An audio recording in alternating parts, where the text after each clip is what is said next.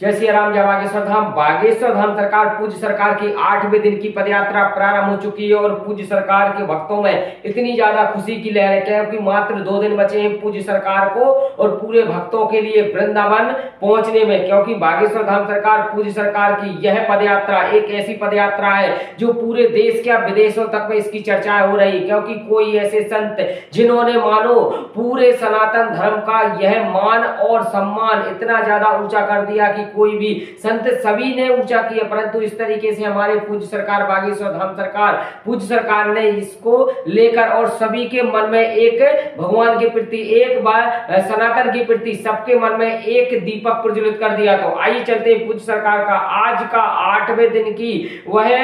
पदयात्रा का विश्राम कहां पर होगा। तो दोपहर का भोजन पूज्य सरकार बैकमेंट इंड कंपनी के सामने ग्राम तोमोला में पूज्य सरकार का रात दोपहर का भोजन होगा और रात्रि कालीन का विश्राम गुप्ता रेसिडेंटी छाता के पास ग्राम बिठौली में पूज्य सरकार पूज्य सरकार का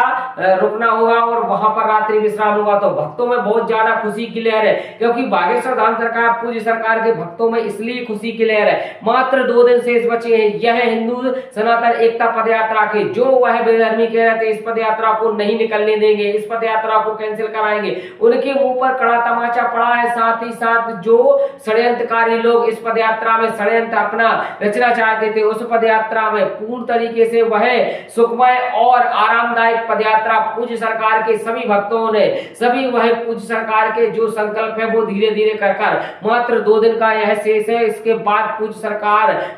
वृंदावन पहुंच जाएंगे और वृंदावन में पहुंचकर श्री राधा रानी जी और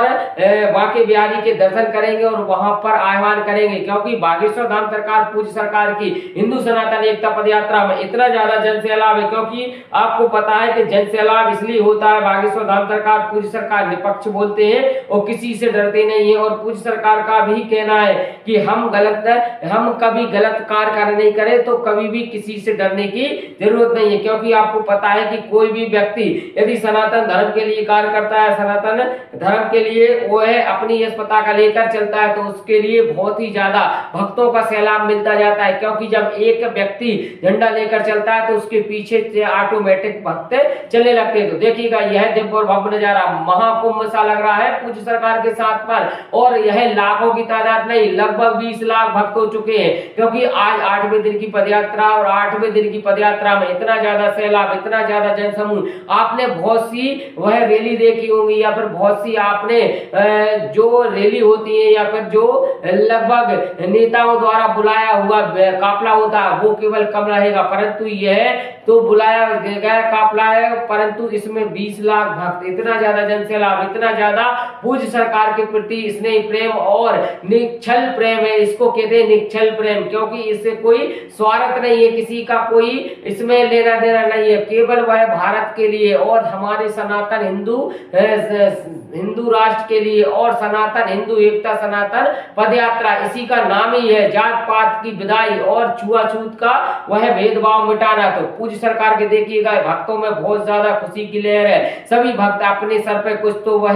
बैग रखे हुए हैं, कुछ ध्वजा लेकर आगे चल रहे हैं और पूज्य सरकार के साथ में जब वो चल रहे हैं तो उनकी जो भी नेक्स्ट 7 दिन की उनकी जो पदयात्रा है और जो थकावट है वो मात्र 10 सेकंड में उनकी दूर हो जाती है। तो पूज्य सरकार के साथ पर यह काफला पूरा पदयात्रा का आज 8वां दिन है और 8वें दिन पदयात्रा में सभी भक्त झूम झूम कर और आगे अपने मार्ग की तरफ चलते जा रहे हैं क्योंकि उनको पता है कि अब केवल 2 दिन शेष है और इस 2 दिनों में इतना ज्यादा जनसैलाब और अत्यधिक पहुंच जाएगा। और पूज्य सरकार के साथ में इतना ज्यादा जनसैलाब, इतना ज्यादा जनसमूह आज तक आपने देखा होगा, परंतु पिछली पदयात्रा में थोड़ा कम था और इस पदयात्रा में तो कुछ कहना ही नहीं है। तो यह पदयात्रा आपको एक ऐतिहासिक पदयात्रा है और इसके बाद वह पदयात्रा जो होगी वह पदयात्रा इससे ज्यादा विशालकाय होगी। तो देखिएगा यह काफला आपको दिख रहा होगा, यह काफला यह कोई समोसा कचौड़े का बुलाया हुआ काफला नहीं है, ये हिंदू राष्ट्र का काफला है, ये जात पात की विदाई का काफला है, ये सनातन धर्म का